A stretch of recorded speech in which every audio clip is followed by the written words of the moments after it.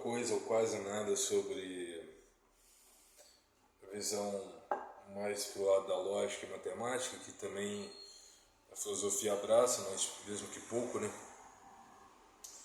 Não é fácil extrair alguma coisa desse livro, não. Acho que esse segundo livro, que vamos dizer segundo entre aspas, né? Porque o primeiro era mais uma...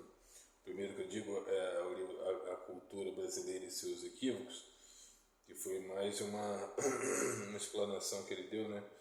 Na abertura, se não me engano, uma homenagem que foi feita no colégio em que ele lecionou. É um discurso de posse na recepção da Cátedra de Filosofia do Colégio Pedro II. Então, um filósofo que foi grande e, ao mesmo tempo, preferiu terminar os seus dias aí, né, dando aulas de filosofia no colégio Dom Pedro II. Não sei se esse colégio provavelmente deve ser algum colégio bem importante para a sua época. Vamos aqui continuar aqui tentando ver mais alguma coisa, algum pedacinho aqui para, né, vamos ver se dá para avançar alguma coisa. Eu havia baixado ali, agora eu consigo me ver com um retorno interessante que eu gostaria, está até muito alto para esse tipo de retorno, né? A gente vai abaixando aqui e vai controlando na medida do possível. Acho que é bom aumentar aqui e abaixar aqui, será? E abaixar aqui, mas o outro deixar aumentado, porque o outro acho que é o retorno que eu tenho da... Acho que o outro é o retorno do áudio, né? Alguma coisa assim, vamos lá. Eurialo sobre a teoria da decisão filosófica. Foi um grande erro. A escolha também não imaginava, né? Porque o livro começa meio que estourando, né? A não ser que eu faça sobre alguns temas que eu tenha mais aproximação e depois eu vá para outrosão, pode ser, mas ele começa no conceito de filosofia. Ele começa falando, né, nessa época, vou ter que fazer picado mesmo, nessa época não é de crise, mas é de ruptura e transfiguração. Isso na data de 1977, publicação do livro, certo? Então ainda entre aspas, na contra-revolução militar, né? Aí ele fala da inoperância das instituições. Lógico, isso em 77 jamais eu poderia imaginar que depois, pouco tempo depois aí, talvez uns 10 anos, elas já fossem mais todas ocupadas, né, pela ação comunista, sabe? Pela ação comunista. Não sei onde que ele quer chegar quando ele fala da filosofia, talvez um pouco próximo do marxismo, que era moda na época. É engraçado quando você lê com distância temporal, né, que tudo aquilo que não se acreditava ou se acreditava pouco, meio que o jogo virou, né?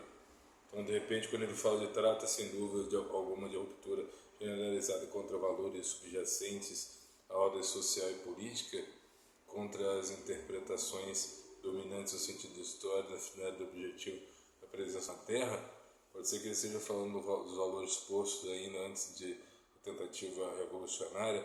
E hoje em dia jamais iria imaginar que o jogo virou e o status quo agora está na mão da esquerda. Isso falando no âmbito mais pro lado político, né, interpretação política dos fatos. Eu vou falar de valores subjacentes. Pode ver como é importante a linguística na filosofia, porque uma vez que você... Caraca, eu quero bem isso. Uma vez que você coloca uma palavra que não entende, ou usa uma palavra que não entende, isso atrapalha completamente a compreensão do texto. Pode até inverter a compreensão do texto com base na palavra, né? Essa é a importância da linguística. Quis dizer de valores implícitos, tá ok. Beleza. Ele vai esticando o enigma, né, da obra, né? Ele vai citar aqui William James, John Dewey, depois ele vai Depois ele vai citar alguns aqui do behaviorismo como Watson, também desconheço, da linguística como Bloomfield, também desconheço. Depois tem o Decalibro das Ideias, do rigor, da forma, então na conduta como critérios incentivos. Daí por diante, ele vai citando um montão de cada depois, e aí continua ainda o enigma da obra. Esse sim é um polímata, né? Citou também vários filósofos que eu nunca ouvi falar. Citou também o outro aqui chamado Rudolf Carnap.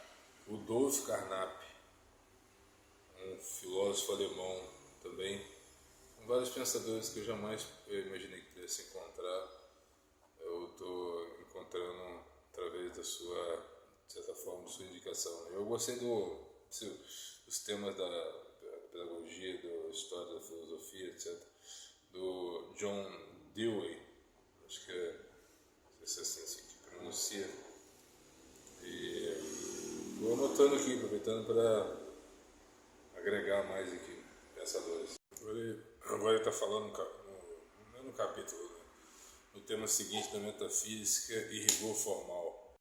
Ele passa aqui, de certa forma, mostrando um certo conhecimento a respeito daquilo que eu temo em ignorar, né? Vai falar sobre Newton, vai falar sobre Tycho Brahe, vai falar sobre Galileu,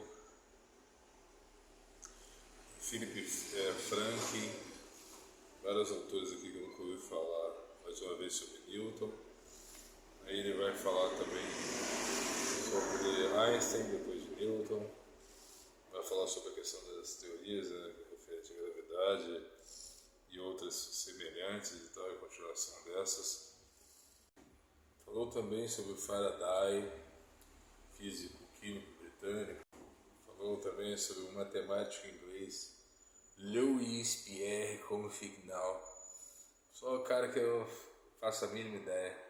Ele vai falar em um ponto, é o seguinte, abre aspas, a metafísica não pode ser interpretada no mundo atual de acordo com a definição de Bradley, pensador inglês de orientação idealista do século XIX, como recurso a péssimas razões para justificar tudo aquilo em que acreditamos por instinto. Essa metafísica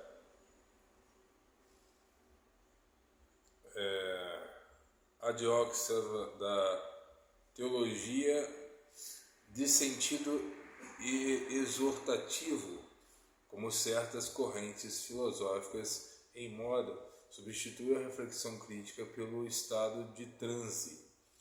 O que quero acentuar é a importância da decisão ontológica na ciência contemporânea, nas diversas correntes da lógica matemática, nos vários setores em que a problemática do conhecimento se reveste nas suas soluções de rigor informal.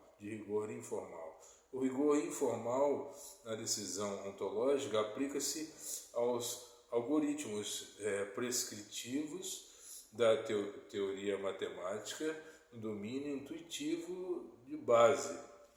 É assim que a teoria da decisão, subjacente aos juízos de probabilidade, se integra à lógica da incerteza, recentemente definida por um dos maiores especialistas contemporâneos, professor de Definite. Vamos saber o que é esse professor aqui, né? Mas então, voltando ao tema, que é a decisão filosófica. Quer dizer, já existia essa teoria? Não sei, aliás. Quando ele fala Definite, está falando do Bruno Definite, um estatístico italiano. O cara transita por uma área que eu desconheço totalmente. Vai ser difícil interpretar nesse sentido, mas vamos lá, vamos com fé.